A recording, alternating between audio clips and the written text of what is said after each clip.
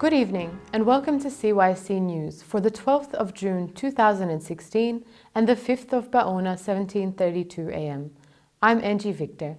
In today's headlines, His Holiness Pope Tawadros II returns to Egypt. Sanders pledges to work with Clinton to defeat Trump in US presidential elections. Saudis exerted massive pressure on UN to be removed from blacklist. Japan claims Chinese ship sails too close to disputed islands and heightens tensions. Britain's Royal Navy warships are breaking down because the sea is too hot. And a new breed of e-bikes promise a clean and cool getaway in a polluted world. To updates regarding His Holiness Pope Tawadros II, after ending his medical and pastoral tour to Austria, which spanned over 2 weeks, His Holiness returned to Egypt on June 5, 2016. In Austria, His Holiness met with the Coptic congregation and prayed the Divine Liturgy in St. Mina's Church, located in St. Anthony the Great's Monastery in Vienna, where His Holiness baptized 5 babies. On June 4th, His Holiness was cordially invited to spend time with the Austrian ambassador.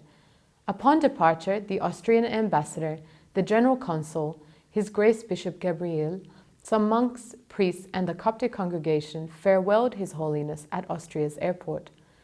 On Wednesday, June 8, His Holiness Pope Tawadros received a group of the Coptic youth from Ottawa, Montreal, and Eastern Canada dioceses in Karma House in King Marriott, Alexandria, Egypt. The group was accompanied by His Grace Bishop Eklemendos, the General Bishop of the diocese, and 2 priests, Hegumen Michael and Hegumen Marcos. Bernie Sanders on Thursday emerged from a White House meeting with President Barack Obama and vowed to work together with Hillary Clinton to defeat Donald Trump in November. Warning that a Trump presidency would be a disaster, the Vermont senator said he would work as hard as he could to make sure that Donald Trump does not become president of the United States, even though Sanders pledged to continue his White House bid after Clinton became the Democratic Party's presumptive presidential nominee. I look forward to meeting with Clinton in the near future to see how we can work together to defeat Donald Trump and to create a government which represents all of us and not just 1%, Sanders told reporters after an Oval Office meeting that lasted over 1 hour. The senator thanked both Obama and Vice President Joe Biden for showing impartiality during the course of the Democratic campaign. Sanders said, "They said in the beginning is that they would not put their thumb on the scales, and they kept their word, and I appreciate that very, very much." He added that he will monitor a full counting of the votes in California, where Clinton won the Democratic primary contest on Tuesday. Sanders predicted the results will show a much closer vote. Sanders' high-profile meeting with Obama and his public remarks afterward come just days after Sanders declared that he intends to continue his 2016 campaign.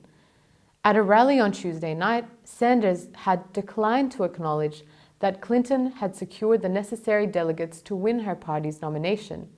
He vowed to forge ahead to the District of Columbia's primary next week and then on to the Democratic National Convention in Philadelphia. This decision has put Democrats on high alert as they look to quickly change gears and take on Trump, the presumptive Republican presidential nominee. Still in the USA's presidential election campaigns, Hillary Clinton said on Wednesday she'll consider the most qualified people for the Democratic vice presidential nomination, which would include women.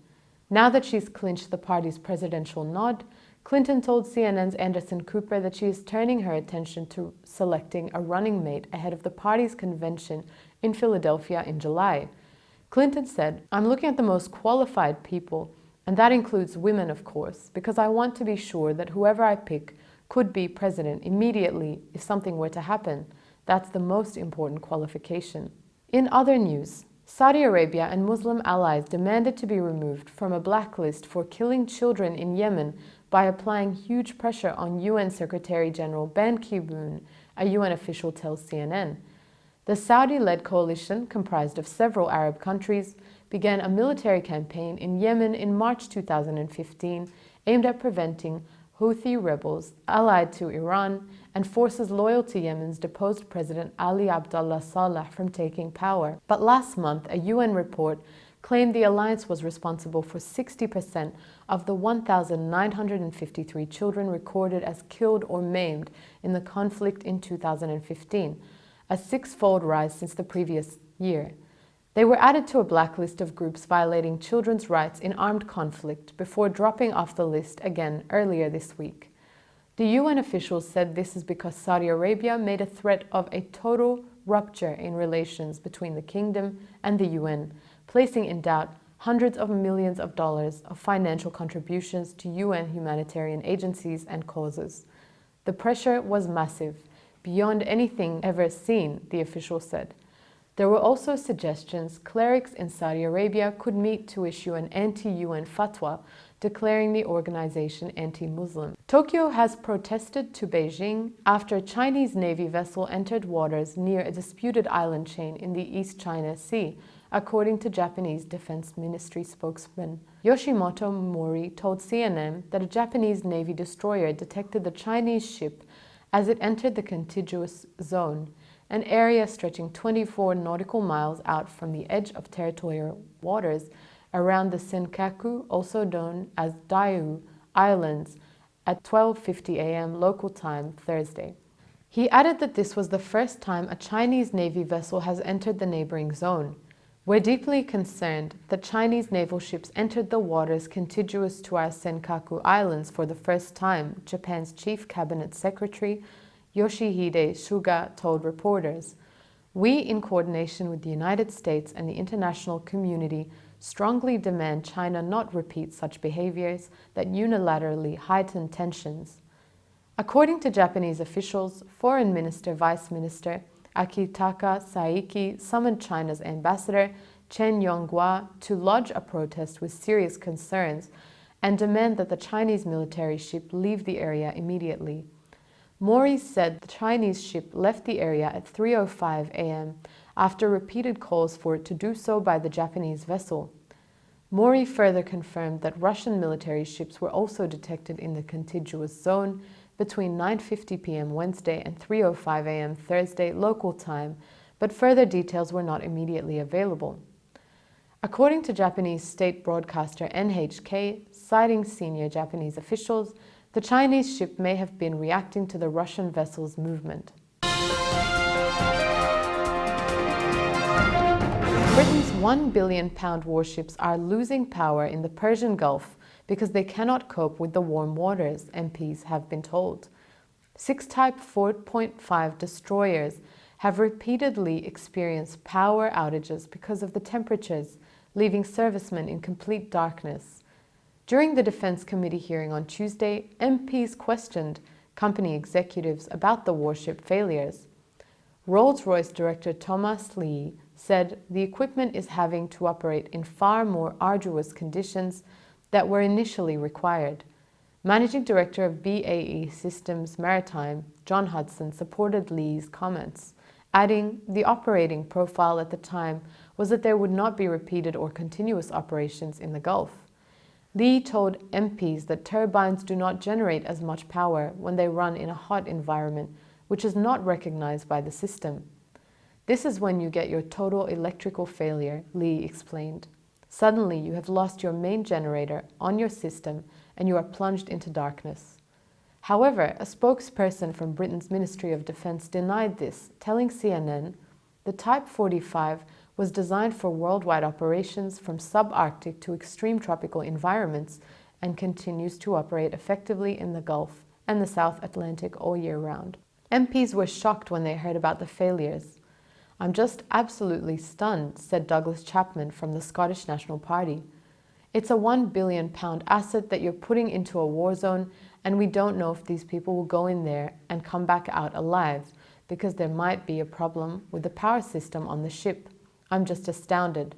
The British Ministry of Defence says Type 45 destroyers are the most advanced warships ever built by Britain and are the backbone of the Royal Navy's air defence capability.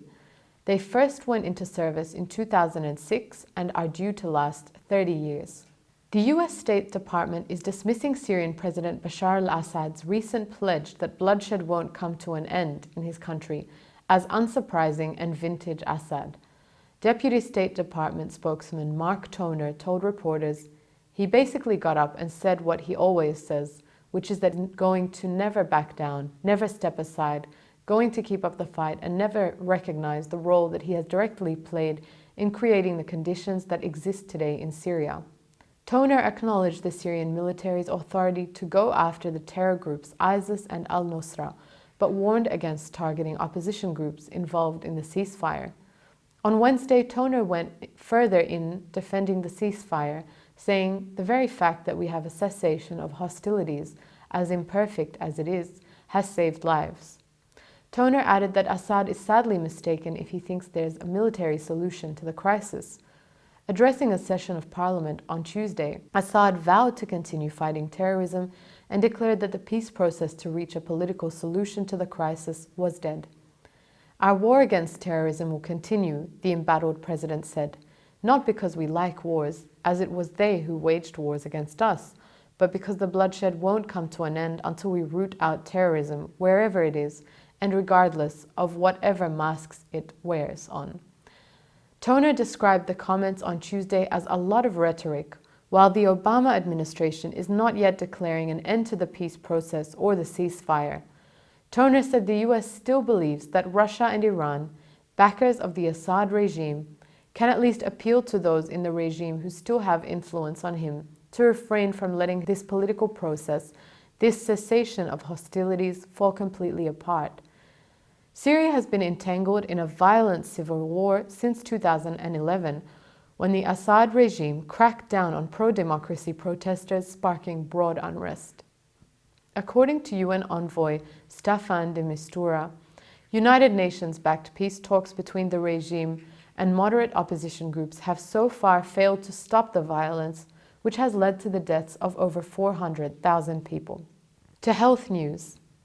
Detailed genetic analysis suggests that one of the main types of blood cancer is not one, but in fact 11 distinct diseases.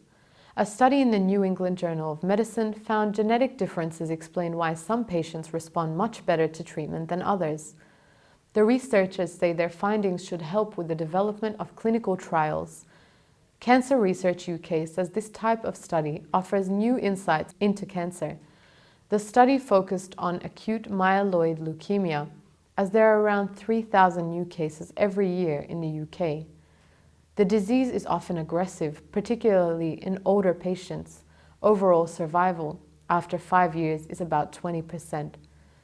Treatment is predominantly chemotherapy and stem cell transplantation, but for many patients it can be difficult to tell how they will respond.